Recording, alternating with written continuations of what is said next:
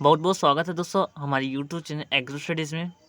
Friends, आज की इस वीडियो में बात करेंगे एंजाइम्स यानी कि बायोकेमिस्ट्री के बारे में बात करेंगे। फंडामेंटल ऑफ प्लांट बायोकेमिस्ट्री के इम्पोर्टेंट क्वेश्चन के बारे में बात करेंगे।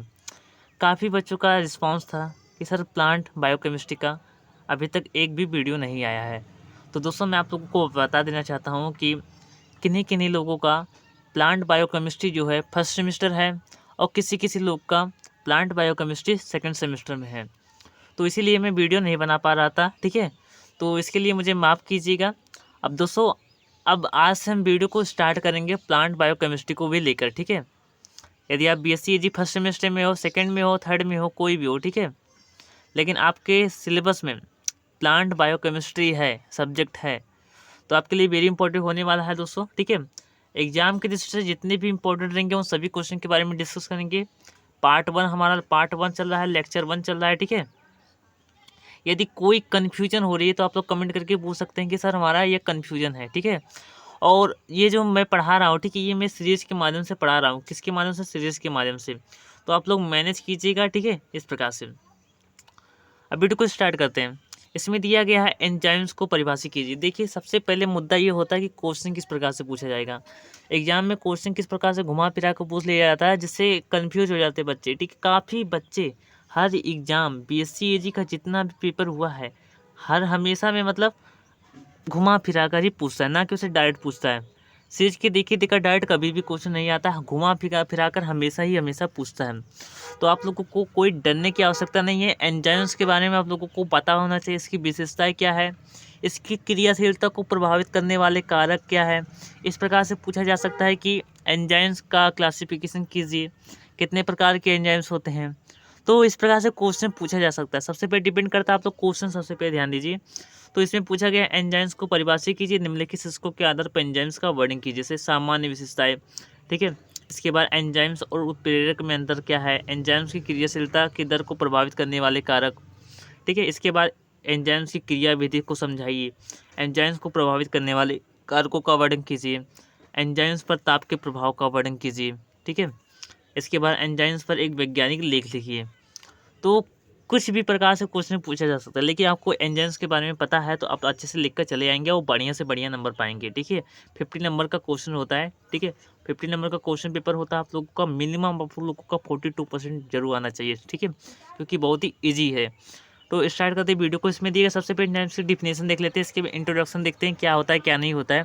तो एंजाइम्स ग्रीक भाषा के शब्द एन और जाइम से उत्पन्न हुआ, यानी कि इन और जाइम, इन दोनों शब्दों से उत्पन्न हुआ है, जिसका अर्थ होता है इन ईस्ट, ठीक है। इन ईस्ट क्या होता है? इन ईस्ट अर्थात ईस्ट के भीतर, क्योंकि अधिकांश एंजाइम्स जैसे खमीर ईस्ट के भीतर पाए जाते हैं। किसके अंदर पाए जाते हैं? ईस्ट के अंदर पाए जाते हैं।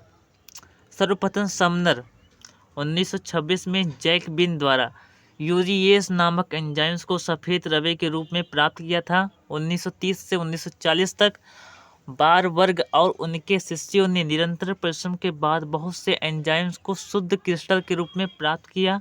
इस प्रकार प्राप्त एंजाइम्स के रवे के अध्ययन से यह सिद्ध हुआ कि सभी एंजाइम्स मूल रूप से प्रोटीन होते हैं।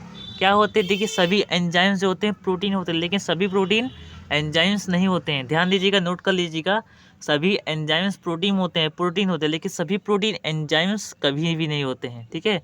ध्यान दीजिएगा आप लोग। इसके बाद जीव के अंदर होने वाली रासायनिक अभिक्रिया जैसे ऑक्सीकरण, ठीक है, ऑक्सीडेशन, अवकरण, जल विश्लेषण, ठीक है, विश्लेषण यानी कि जल अपघटन, इसके बाद इत्यादि एंजाइम्स की उपस्थिति में अधिक सुगमता पूर्वक संपन्न होते हैं। जैसे कि कोई भी रिएक्शन हो रहा है, मान लीजिए, ठीक है, ऑक्सीडेशन की क्रिया हो रही है, तो ऑक्सीडेशन में ऑक्सीजन का जुड़ना होता है, लेकिन कुछ एंजाइम्स यदि उस पर इफेक्ट करवा रहे हैं, ठीक है, यानी कि एंजाइम्स भी यदि उनकी क्रियाशीलता में अगर वृद्धि हो जाए तो क्या होगा कि मतलब जो जो रिएक्शन रहेगा यानी अभिक्रिया जो रहेगी वो बहुत ही तीव्र गति से होगी। तो कहने का तात्पर्य हमारा अर्थात जैव रासायनिक अभिक्रियाओं पर एंजाइम्स का प्रभाव अकार्बनिक उत्प्रेरकों की भांति होता है। अकार्बनिक उत्प्रेरक और एंजाइम्स के उत्प्रेरक प्रभाव में मूल रूप से यह अंतर है कि अकार्बनिक उत्प्रेरक किसी क्रिया को उचित तापक्रम पर उत्प्रेरक करते हैं, परंतु उसी क्रिया को एंजाइम्स कम तापक्रम पर तापक्रम पर अधिक सुगमता व शीघ्रतापूर्वक संपन्न कर देते हैं। तो इसमें देख लीजिए डिफिनेशन, अब देख लीजिए ध्यान से। एंजाइम्स प्रोटीन संरचना रखने वाले जटिल कार्बनिक यौगिक होते हैं जो जीवधारियों के अंदर होने वाली रासायनिक अभिक्रियाओं के उत्प्रेरक का कार्य करते हैं, इसलिए इन्हें जैविक उत्प्रेरक भी कहते हैं। इन्हें विकर प्रेरक जीव किण्व भी कहते हैं। ये जीवधारी के जीवित कोशिकाओं द्वारा उत्पन्न होते हैं। किसके द्वारा उत्पन्न होते हैं? जीवधारियों के जीवित कोशिकाओं द्वारा ही उत्पन्न होते हैं, मृत कोशिकाओं द्वारा उत्पन्न नहीं होते हैं, ध्यान दीजिएगा। इसके बाद एंजाइम्स के सामान्य गुण। एंजाइम्स के कौन कौन से गुण होते हैं इसके बारे में डिस्कस कर लेते हैं। तो रासायनिक प्रकृति, एंजाइम्स के रासायनिक गुण प्रोटीन के समान होते हैं। ठीक है, ध्यान दीजिएगा, गुण बहुत ही ज़्यादा इंपॉर्टेंट पूछा जाता है। ठीक है, रासायनिक प्रकृति सबसे पहले ध्यान दीजिएगा। एंजाइम्स के रासायनिक गुण प्रोटीन के समान होते हैं। यह एक जटिल कार्बनिक यौगिक होता है जिसमें CHO यानी कार्बन, हाइड्रोजन, ऑक्सीजन और नाइट्रोजन तत्व मुख्य रूप से पाए जाते हैं। किसमें पाए जाते हैं? एंजाइम्स में पाए जाते हैं। ठीक है, और यह कौन सा क्या है? यह एक जटिल कार्बनिक यौगिक होता है। ठीक है, और कौन किसके समान होता है? प्रोटीन के समान होता है। और इसमें कौन कौन सा तत्व पाए जाते हैं? नाइट्रोजन, हाइड्रोजन, ऑक्सीजन और कार्बन पाए जाते हैं। ठीक है, ध्यान दीजिएगा।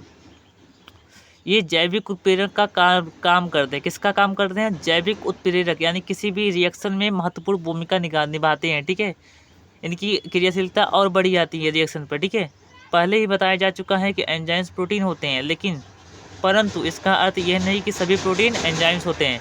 मैंने पहले ही बता चुका हूँ कि सभी प्रकार के एंजाइम्स प्रोटीन होते हैं, लेकिन सभी प्रकार के प्रोटीन एंजाइम्स कभी नहीं होते। अर्थात सभी एंजाइम्स प्रोटीन होते हैं, परंतु सभी प्रोटीन एंजाइम्स नहीं होते हैं। ये आप लोग स्टार लगा कर लिख लीजिएगा, बहुत ही अच्छे से एग्जाम में देखेगा तो बहुत ही बढ़िया नंबर देगा। ठीक है, ध्यान दीजिएगा। जो एंजाइम्स इस प्रकार से कुछ एंजाइम्स में प्रोटीन भाग से अप्रोटीन भाग भी जुड़ा होता है, यानी कि कुछ भाग में प्रोटीन के साथ साथ अप्रोटीन भी जुड़ा होता है, जो ऐसे एंजाइम्स की सक्रियता के लिए अनिवार्य होते हैं। प्रोटीन की भांति इनका अणुभार बहुत अधिक होता है। प्रोटीन की भांति इनका अणुभार, देखिए आमतौर पर देखे होंगे कि प्रोटीन का जो अणुभार होता है बहुत कदापि सभी एलिमेंट से बहुत ही अधिक होता है, लेकिन एंजाइम्स का भी यही होता है कि एंजाइम्स भी बहुत ही इनका भी अणुभार बहुत ज़्यादा होता है। ठीक है, ध्यान दीजिएगा। इसके बाद सक्रियता के लिए अनिवार्य होते हैं। इसके बाद देखिए एंजाइम्स कोलाइडी प्रकृति के होते हैं। कौन सी प्रकृति के होते हैं? कोलाइडी, इसमें चिपकने का गुण होता है, उसे कोलाइडी गुण कहते हैं। ठीक है, इसके कार्य अर्धपारगम्य झिल्ली द्वारा होकर गमन करते हैं। किसके द्वारा गमन करते हैं? अर्धपारगम्य झिल्ली, एक झिल्ली है जिसे बोलते हैं अर्धपारगम्य झिल्ली। ठीक है, इसके द्वारा ठीक है होकर गमन करते हैं। क्या करते हैं? गमन, यानी कि गति करते हैं। इसके बाद एंजाइम्स की स्थिरता, तो पहला हमारा गुण हो गया। इसके बाद एंजाइम्स की स्थिरता देख लेते हैं। एंजाइम्स को गर्म करने, माध्यम के pH बदलने, सबसे सबल अम्लों, क्षार तथा ऑक्सीकारकों से क्रिया करने इत्यादि से एंजाइम्स के गुण में काफ़ी परिवर्तन हो जाते हैं, जिससे ये अपनी सक्रियता उत्प्रेरक गुण समाप्त कर देते हैं। इन क्रियाओं से एंजाइम्स की कोलाइडी प्रकृति में भी उत्परिवर्तन हो जाता है। क्या हो जाता है? उत्परिवर्तन हो जाता है। ठीक है, और ये क्या करते हैं? ये अपनी सक्रियता समाप्त कर देते हैं। ठीक है, यानी कि उत्प्रेरकी गुण को समाप्त कर देते हैं। इन क्रियाओं से एंजाइम्स की कोलाइडी प्रकृति में क्या हो जाता है? परिवर्तन हो जाता है। क्या हो जाता है? परिवर्तन हो जाता है। एंजाइम्स में उपयुक्त परिवर्तन को विकृतीकरण कहते हैं। क्या कहते हैं? विकृतीकरण कहते हैं। देखिए ध्यान दीजिएगा, पूछा जा सकता है एंजाइम्स के विकृतीकरण से आप क्या समझते हैं, तो इसमें क्या लिखेंगे? देखिए इसमें क्या लिखेंगे, सबसे पहले ये देखिए, ध्यान दीजिए। सबसे पहले कोलाइडी प्रकृति में भी परिवर्तन हो जाता है, यानी कि देखिए सबसे पहले क्या करेंगे कि एंजाइम्स को गर्म करने, माध्यम के pH में के बदलने, असबल अम्लों, क्षार तथा ऑक्सीकारकों से क्रिया करने इत्यादि से एंजाइम्स के अणु में काफ़ी परिवर्तन हो जाते हैं। यही जो काफ़ी अणु में जो परिवर्तन होता है उसी क्या कहते हैं? विकृतीकरण कहते हैं। ठीक है, इस प्रकार से लिख सकते हैं। इसके बाद सोल्युबिलिटी लिख लेते हैं, यानी कि घुलनशीलता देख लेते हैं एंजाइम्स की। तो कास्टरबिन, लाइपेज एंजाइम्स के अलावा अधिकांश एंजाइम्स पानी में कुछ हद तक घुलनशील होते हैं, लेकिन आमतौर पर माना गया है कि एंजाइम्स अघुलनशील होते हैं। ठीक है, कुछ ही ऐसे होते हैं, जैसे हमारा कास्टरबिन हो गया, लाइपेज हो गया, इसके अलावा भी कुछ और एंजाइम्स होते हैं जो जल में कुछ हद तक घुलनशील होते हैं। ठीक है, वे तनु अल्कोहल, ग्लिसरॉल तथा सेलाइन घोल में घुलनशील होते हैं।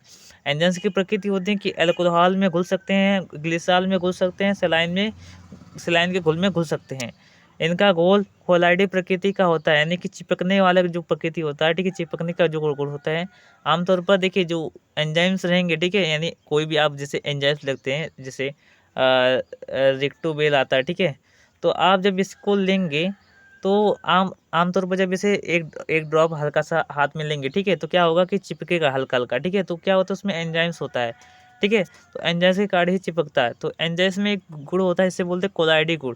तो कोलाइडी गुण का तात्पर्य है कि वो उसमें चिपकने का गुण होता है, ठीक है, इसलिए इनका अवक्षेप अल्कोहल, अमोनियम सल्फेट इत्यादि अवक्षेप द्वारा होता है।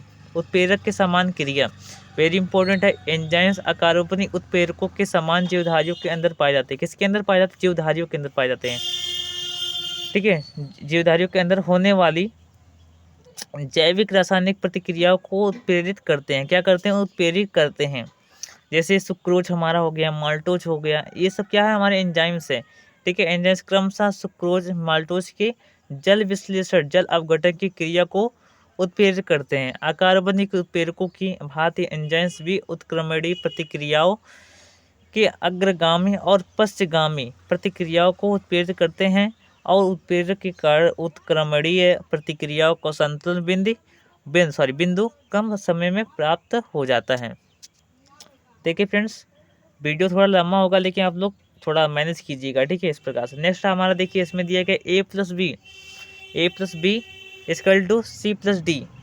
अब देखिए इसमें दिया गया एंजाइम्स फॉरवर्ड रिएक्शंस, यानी कि एंजाइम्स जो हो वो मतलब भेजा जा रहा है, तो जब भेजा जा रहा है तो बैक वो भी आ रहा है, ठीक है, बैक आ रहा है तो बैकवर्ड रिएक्शन, यानी कि फिर से दोबारा आ रहा है, पीछे आ रहा है, ठीक है। इसके बाद देखिए अकार्बनिक उत्प्रेरक की भांति एंजाइम्स जैव रासायनिक अभिक्रिया को प्रारंभ भी करते हैं तथा इनकी थोड़ी मात्रा जैव रासायनिक क्रियाओं की गति को प्रभावित कर देती हैं। इसके बाद नेक्स्ट देखिए एंजाइम्स की विशिष्टता। तो देखिए ये भी बहुत ही महत्वपूर्ण गुण है, ठीक है। इसमें देख लीजिए, इसमें सवाल भी पूछा गया था, एंजाइम्स की विशिष्टता के बारे में बताइए। एक विशेष प्रकार का एंजाइम्स किसी विशेष वर्ग के सभी यौगिकों अथवा किसी विशेष यौगिक पर ही क्रियान्वित होता है, अर्थात एंजाइम्स एक विशिष्ट प्रकार के पदार्थ जिसे सबस्ट्रेट कहते हैं पर क्रिया करके एक विशेष प्रकार का क्रिया फल देता है। जैसे ए यानी सबस्ट्रेट है, बी है प्रोडक्ट हमारा है, ठीक है। तो इस प्रकार से स्पेसिफिक, ठीक है, एंजाइम्स। सॉरी मेरा इंग्लिश बहुत ही ज़्यादा से ज़्यादा बहुत ज़्यादा वीक है, ठीक है, तो ध्यान दीजिएगा, पढ़ लीजिएगा आप लोग, ठीक है, सिलेबस में भी होगा, सॉरी सिलेबस में कह रहा हूँ, आपके सीरीज में होगा, ठीक है, सीरीज से ही मैं पढ़ा रहा हूँ, ठीक है, अच्छे से आप लोगों को कुछ हद तक मैं एक्सप्लेन कर पाऊँ, ठीक है, इसलिए मैं ये वीडियो बना रहा हूँ। काफ़ी बच्चे के पास सीरीज तो है लेकिन अच्छे से पढ़ नहीं पा रहे हैं, तो इसलिए मैं वीडियो बना रहा हूँ क्योंकि उन बच्चों का हेल्प भी हो जाए, ठीक है, ध्यान दीजिएगा। तो इसी प्रकार से ज़्यादा कुछ नहीं था, ठीक है। अब इसके बाद इसकी विशिष्टताओं के बारे में देख लिया जाए। पहले गुण देख लेते, इसके बाद विशिष्टता देख लेते हैं। पहला हमारा आता है निरपेक्ष विशिष्टता, ठीक है। इसके बाद हमारा क्या आता है? समूह विशिष्टता। इसके बाद आता है सापेक्ष एवं बंध विशिष्टता, ठीक है। इसके बाद क्या आता है? प्रकाशिकीय विशिष्टता। इसके बाद क्या आता है? हमारा सूक्ष्म ग्राह्यता। इसके बाद आता है जाइमोजेंस, ठीक है। इसके बाद हमारा क्या आता है? बस। इसके बाद इफेक्ट, यानी कि प्रभावित करने वाले कारक कौन कौन से हैं, जिससे हमारे सबस्ट्रेट की सांद्रता। इसके बारे में अगली वीडियो में डिस्कस करेंगे बहुत ही अच्छे से, ठीक है। बस वीडियो पर बस बने रहिएगा आप लोग। इसके बाद तापमान का प्रभाव, ठीक है, यानी कि इफेक्ट ऑफ टेम्परेचर, ठीक है। इसके बाद नेक्स्ट हमारा आता है पीएच का प्रभाव, इफेक्टिंग ऑफ पीएच, ठीक है। इसके बाद एंजाइम्स की सांद्रता के बारे में भी बहुत ही ज़्यादा सवाल आता है, ठीक है। एंजाइम्स की सांद्रता से आप क्या समझते हैं। इसके बाद एंजाइम सक्रिय कारक। सो दोस्तों वीडियो बस देखने के लिए बहुत बहुत धन्यवाद। नेक्स्ट वीडियो किसका चाहिए आप लोग कमेंट कीजिएगा, ठीक है। और परीक्षा की दृष्टि से वेरी इंपॉर्टेंट एंजाइम्स हैं, ठीक है। एंजाइम्स के बारे में बहुत ही अच्छे से एक्सप्लेन करके मैं बता चुका हूँ, ठीक है। तो वीडियो देखने के लिए बहुत बहुत धन्यवाद। जय हिंद, जय भारत।